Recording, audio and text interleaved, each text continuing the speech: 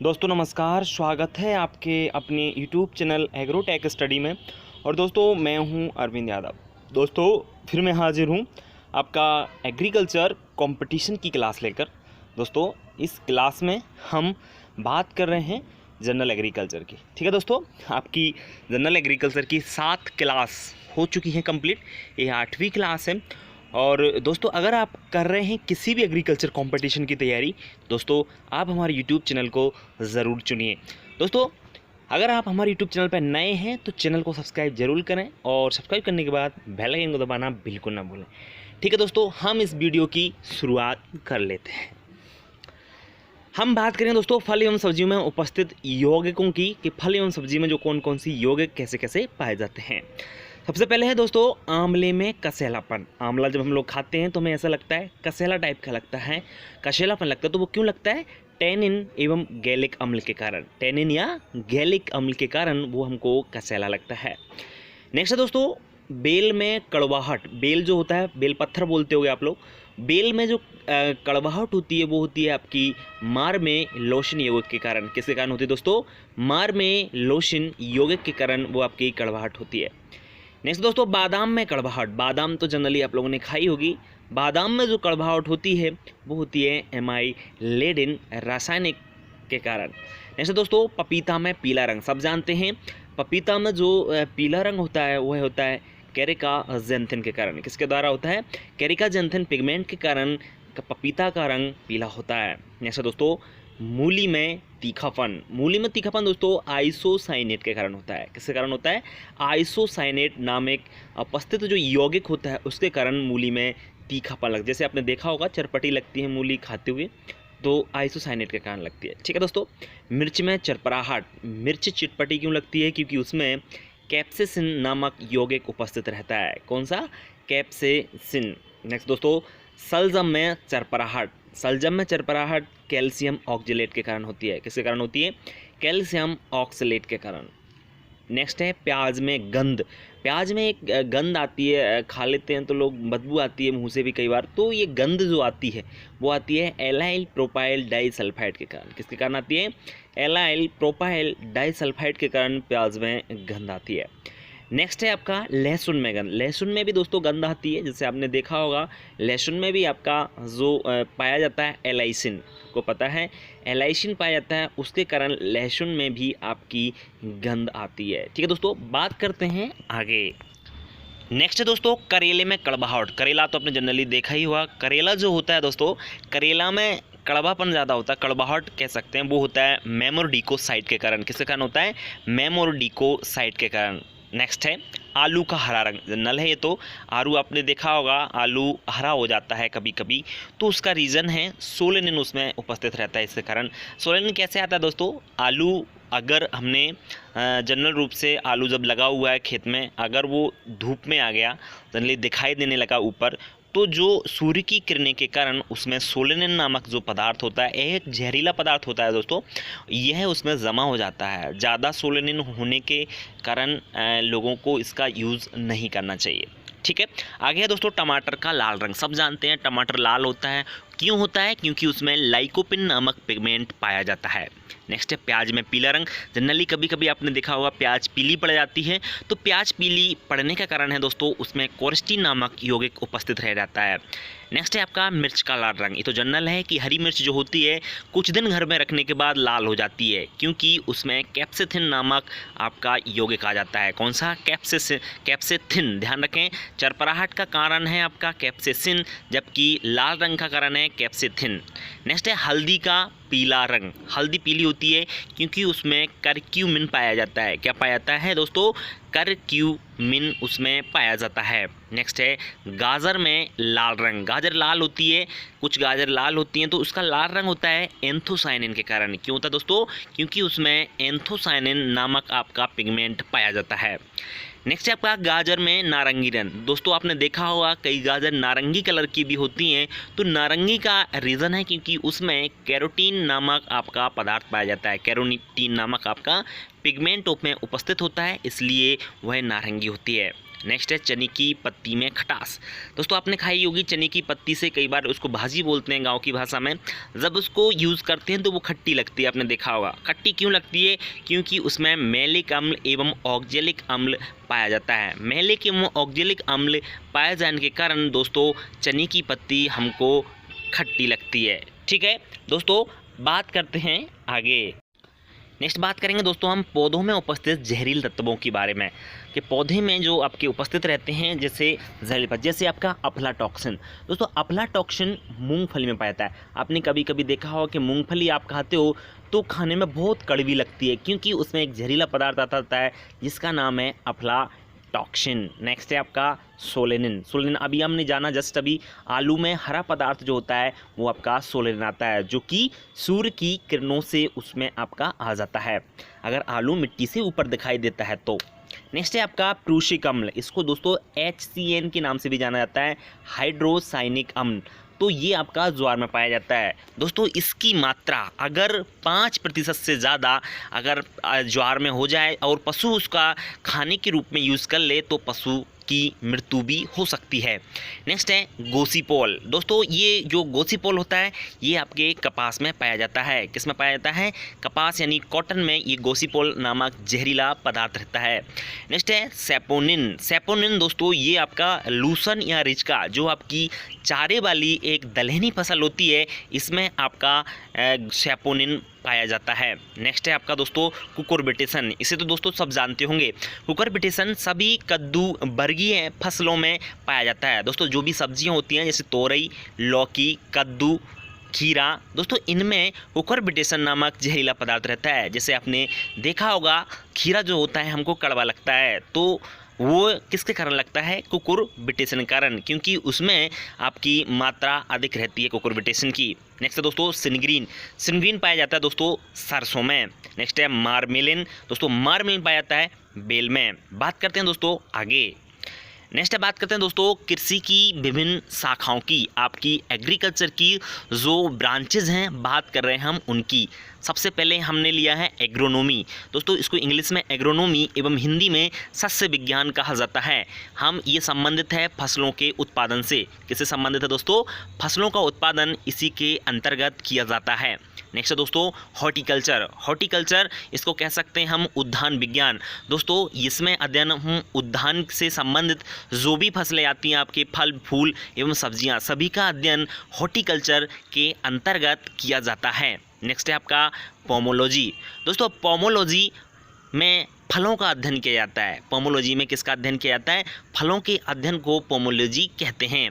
Next है olericulture. Olericulture सब्जियों के अध्ययन का जो किया जाता है वो ओलेरीकल्चर के अंतर्गत करते हैं। सब्जियों का पूरी तरीके से जो अध्ययन है वो ओलेरीकल्चर के अंतर्गत किया जाता है। नेक्स्ट है दोस्तों फ्लोरिकल्चर। फ्लोरिकल्चर आपका फूलों का अध्ययन फ्लोरिकल्चर के अंतर्गत करते हैं। नेक्स्ट है दोस्तों सेरीकल्चर। तो सेरीकल्चर आपका रेशम कीट पालन का जो अध्ययन है, रेशम कीट कैसे होते हैं, कितने होते हैं, के प्रकार क्या हैं, कैसे बनाते हैं रेशम, पूरा अध्ययन दोस्तों सेरीकल्चर जो है उसके अंतर्गत किया जाता है। नेक्स्ट है दोस्तों एपीकल्चर। एपीकल्चर आपका मधुमक्खी पालन से संबंधित है।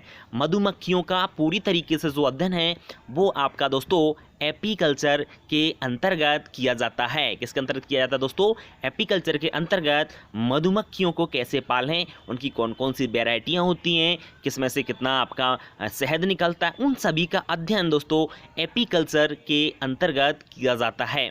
नेक्स्ट है दोस्तों लैक कल्चर। लैक कल्चर यानी लाख उत्पादन, लाख कीट का पालन दोस्तों लैक कल्चर के अंतर्गत किया जाता है। दोस्तों लाख तो आपने नाम सुना ही होगा, इसका जो कल्चर या उत्पादन हम करते हैं लैक कल्चर के अंतर्गत। ठीक है दोस्तों, तो ये थे आपकी कृषि की विभिन्न शाखाएं। आगे बात करते हैं और शाखाओं की।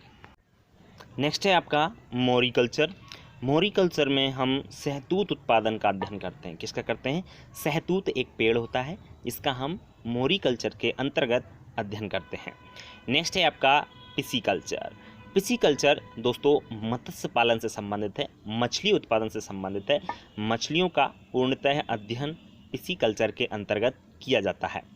नेक्स्ट है विटीकल्चर। विटीकल्चर अंगूर की खेती के अध्ययन को विटीकल्चर कहा जाता है। क्या कहा जाता है? विटीकल्चर। नेक्स्ट है आपका अर्बोरिकल्चर।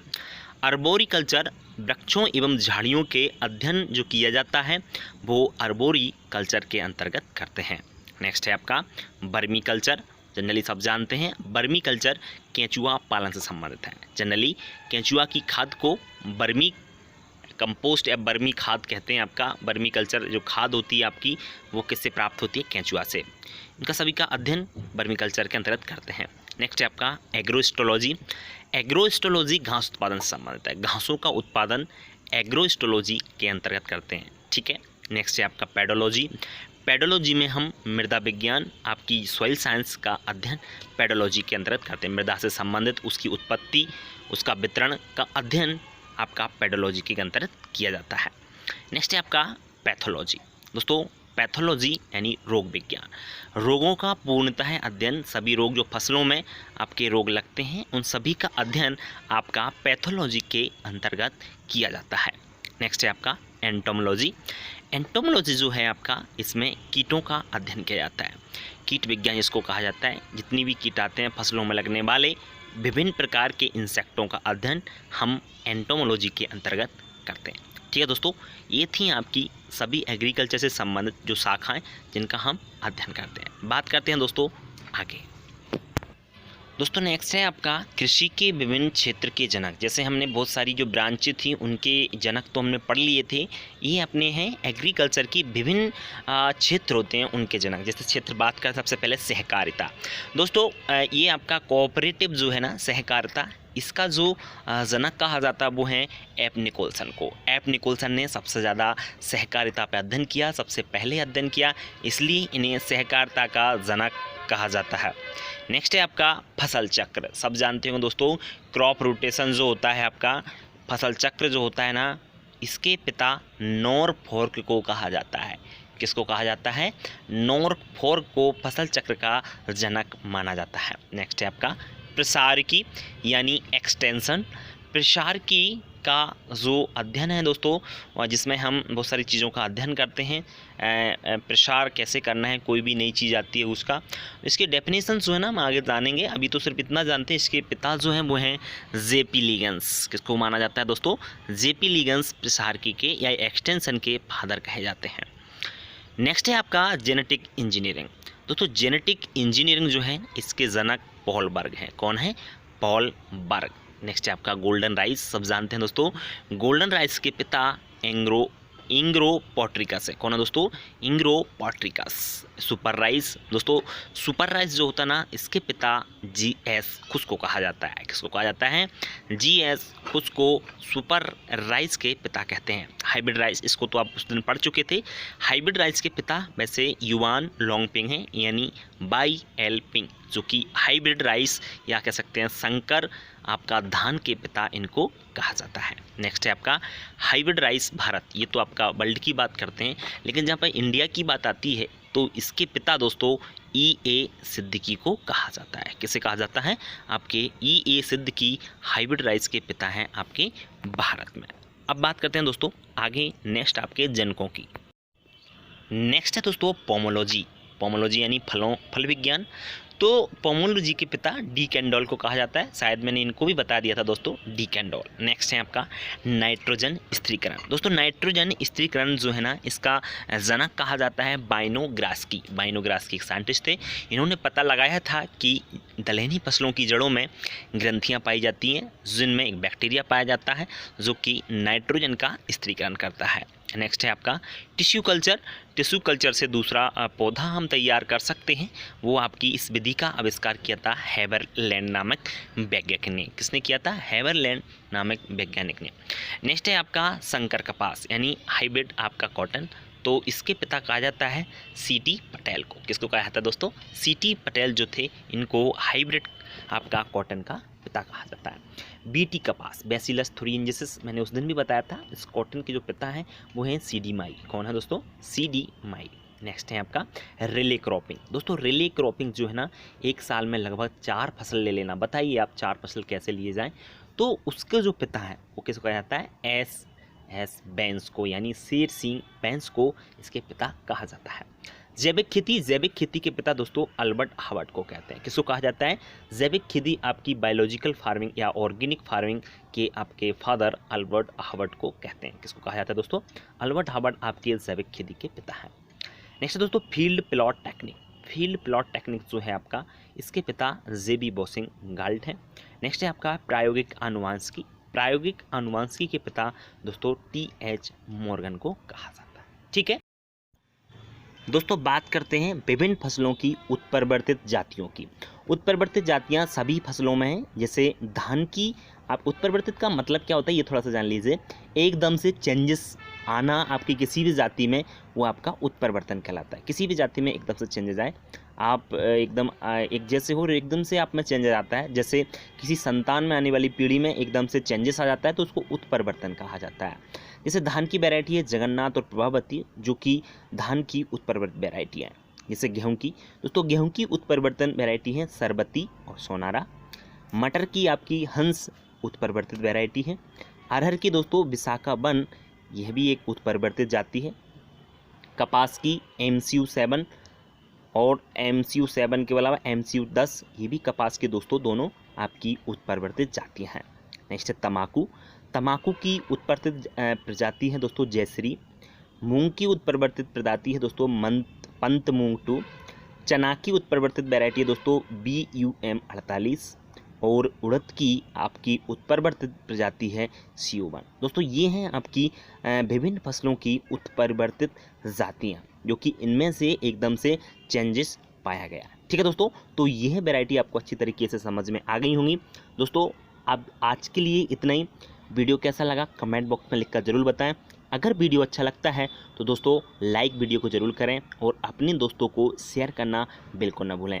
दोस्तों अगर आप हमारे यूट्यूब चैनल पर नए हैं तो चैनल को सब्सक्राइब कीजिए। सब्सक्राइब करने के बाद बेल आइकन को दबाना ना भूलें, जिससे आपको नए वीडियो का जो नोटिफिकेशन है वो आपको जल्द से जल्द मिल सके।